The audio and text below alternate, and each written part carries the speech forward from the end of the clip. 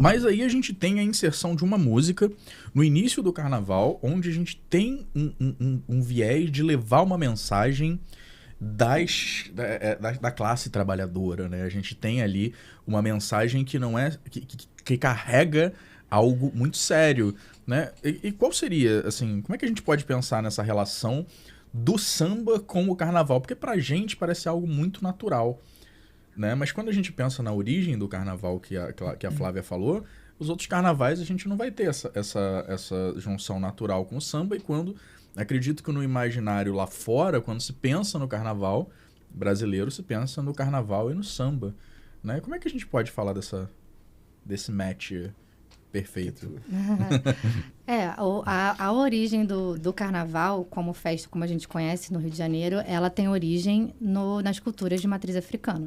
Então, os batuques, os sambas de terreiro, os sambas de roda, a capoeira, a própria ideia do se pintar, a ideia do entrudo, que eu te falei, do jogar de molhadela, onde a gente joga confete, serpentina. As máscaras também, as fantasias? As máscaras já é uma tradição mais perdeu, europeia. Que ela falou que tinha um ritual de molhar o pano em água suja, em urina e bater nas pessoas. Eu ouvi essa parte vindo pra cá. E jogar das pessoas.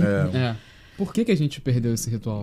Então, a gente higienizou esse ritual, na verdade. Agora a gente joga confete. É uma coisa assim. Mas é desordeiro também. A gente pode ser desordeiro de outras formas também, né? No carnaval acontece também.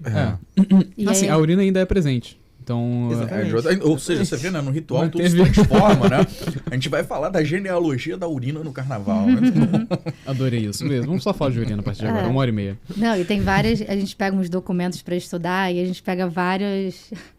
pessoas que mandam carta... Você está falando de urina? A gente pega vários documentos com urina. Não, aproveitar isso na minha cabeça. Várias amostras de urina ao longo dos séculos. Eu quero aproveitar esse gancho, assunto. Eu vou no banheiro rapidinho. Vai lá. E na volta traz uma cerveja, por gentileza, já que você vai. As pessoas mandando cartas para os jornais reclamando do entrudo, porque elas, sei lá, iam ao dentista ou iam ao médico. E tomavam e são tomadas pelas molhadelas de urina, de água suja, enfim. Nossa senhora. Pera, isso aconteceu até quando? Isso é mais ou menos final do século XIX.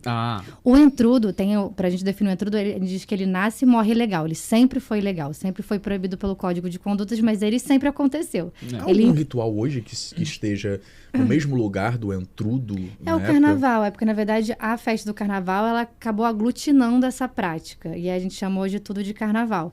Mas, por exemplo, o entrudo ele já foi praticado por imperadores, por Dom Pedro I, ele gostava, ele mesmo praticava. Tem toda a cara, né? É a história do Rio de Janeiro. Ele tacava urina na galera? Só que eles usavam limão de cheiro, que era mais higiênico. E mais high society. E aí a ideia é que essa festa carnavalesca, ela chega no Rio e ela acaba se sincretizando com essas outras manifestações que estão ali, acontecendo principalmente na região portuária ali, que a gente chama de Pequena África, Cais do Valongo, etc. Então a gente acaba misturando essa tradição europeia com o que com o que está acontecendo aqui. O que acontece é que durante muito tempo, principalmente na transição do 19 para o 20, a gente tem, assim, grandes violências associadas ao samba, capoeira, carnaval, né? Então, a gente teve a Reforma Pereira Passos, por exemplo, que o prefeito, na época, ele tenta substituir o carnaval dos cordões, né, que seria mais ou menos o que seria um bloco, e tenta substituir pelo que ele chamou de Batalha das Flores, que eram carros que andavam como se fosse uma passeata, assim, uma carreata, com muitas flores, e aí com a aristocracia, né? Galera rica, no carnaval, meio que acenando. Dando tchau de Miss, né? E era isso que ele queria que fosse o carnaval do Rio de Janeiro. No Rio de Janeiro? Foi isso. Sabe de nada, fala em higienizar o carnaval, né? Não vamos fazer uma festa, vamos carrinho com flor, só gente rica. Exatamente. E, obviamente, isso não aconteceu. Então, assim... Não, mas ele tentou, ele botou em prática isso. Botou em prática, estava no Código de Condutas. E tacaram mijo no carro. Isso que eu ia perguntar, não vandalizaram a galera, não? Não, então, tem um jornal que é muito interessante de acompanhar, que chama O Malho, que é dessa época, que ele é super irônico. E aí ele fala muito. O nome já é maravilhoso. Mulheres lindas e cheirosas desfilando. Muito obrigado, meu amigo.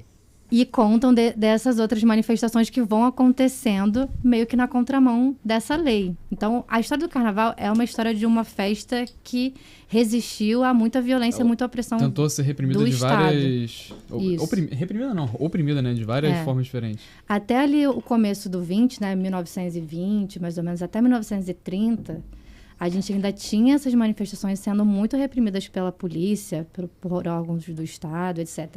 A gente tem, por exemplo, uma lei de um código de conduta dessa época que você não podia andar com um pandeiro.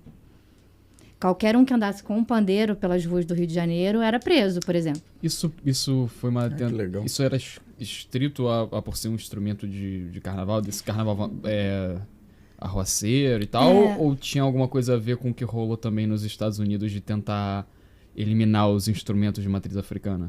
Então, são coisas que estão conectadas. Quando você entende que as religiões de matriz africana e toda a sua cultura, todas as suas manifestações, elas são desordeiras, elas são incivilizadas, para você acabar com elas, você precisa primeiro tirar essas pessoas do centro, que foi o que foi feito. As pessoas são desabrigadas de suas casas, e você começa a proibir todos os ritos culturais dessa comunidade, que é, por exemplo, o samba. Então, tem uma história do João da Baiana também, que é um dos inventores, né, do que a gente chama de samba urbano carioca e tal, que ele pegou o pandeiro dele e pediu para um delegado assinar, que era um delegado que frequentava o mesmo terreiro que ele frequentava. E aí, com essa assinatura, ele conseguia circular pela cidade com o pandeiro. Que foda. Porque tinha uma lei que chamava Lei da Vadiagem. Então, porque o isso eu a lembro. samba era a ideia teria de sido tão ser preso nessa vadio. época. Capoeira. Você não podia andar descalço na rua, que era uma coisa que os capoeiros faziam muito. Então, assim, é uma loucura. A história do carnaval, ela... Queria uma teoria da conspiração agora, me desculpa. Não, se ela desse certo, a história do carnaval, a gente não teria o carnaval como a gente tem hoje. O bom foi porque deu errado. Essa é a ideia. Imagina o carnaval ser um monte de gente passando com carro jogando flor aqui. Nossa, Mas que isso, coisa chata, isso cara. com certeza iria repercutir de outra forma. Iam inventar alguma festa em novembro que é uma festa de putaria e libertinagem e tal, e de gritaria e de andar seminu. Porque não tem como. Isso surge eu acho, né? Isso surge meio que naturalmente, né? Uma sociedade cosmopolita latina, tá ligado? Com influências de cultura de todos os países alguma hora algum tipo de festa assim vai surgir. E mesmo tendo carnaval, esse tipo de festa acabou surgindo espontaneamente de novo nos bailes de favela, né? Que também tem uma ligação aí de ser uma coisa desordeira, né? O olhar tipo, de fora, de ser uma expressão ser reprimida também, né? Ser reprimida também, de ser uma expressão de tipo de prazer pra caramba, né? E isso não tá muito longe da nossa história recente, não. A gente teve... Na gestão do Crivella, ele tentou criar o que ele chamou de blocódromo, que seria aqui na Barra da Tijuca. Grande Muito Crivella. longe. Tipo, vamos colocar todo mundo num cantinho aqui, né? Façam a sua desordem. Pode crer, eu tinha até esquecido disso. Verdade. Seria tipo uma arena de blocos, né? Onde os blocos seriam aqui. Então, de novo, uma tentativa Ideia de ruim. ordenar Grande a festa. Crivella, abraço. Então, assim, essas tentativas é ainda um conflito, assim, em todas as cidades, mas principalmente no Rio. Ordenar carnaval de rua é um problema. É assim, é uma bucha que a gente vai ter que tentar resolver ao longo dos anos. Ordenar no sentido de segurança pública, hoje a gente tem os blocos autorizados e não autorizados, por exemplo, né? Hoje se entende que para você autorizar um bloco, você precisa cumprir algumas, né, medidas que estão muito longe da possibilidade de um bloco, por exemplo, que não é não financiado, que é independente, etc. Então, eles saem de forma não oficial. Isso é um problema para a prefeitura, porque eles não sabem a hora, não sabem trajeto, não sabem quantas pessoas vão estar ali. Aí tem que ter... Caramba, você tem que ter um serviço de inteligência. O serviço da inteligência de segurança pública tem que estar também observando a atividade de blocos não autorizados, né? Nossa. Exatamente. É um quebra-cabeça, né? Que é uma história de... tentativa de ordenamento e tentativas de subversão que ficam o tempo todo se fissurando. Essa é a história do carnaval. A gente fala que carnaval é alegria, mas para mim carnaval é fissura, é tensão, é a gente tensionar a norma, a gente tensionar tentativas de vigilância, tentativas de controle. Então o carnaval é muito menos sobre alegria e muito mais sobre caos, fissura, problema.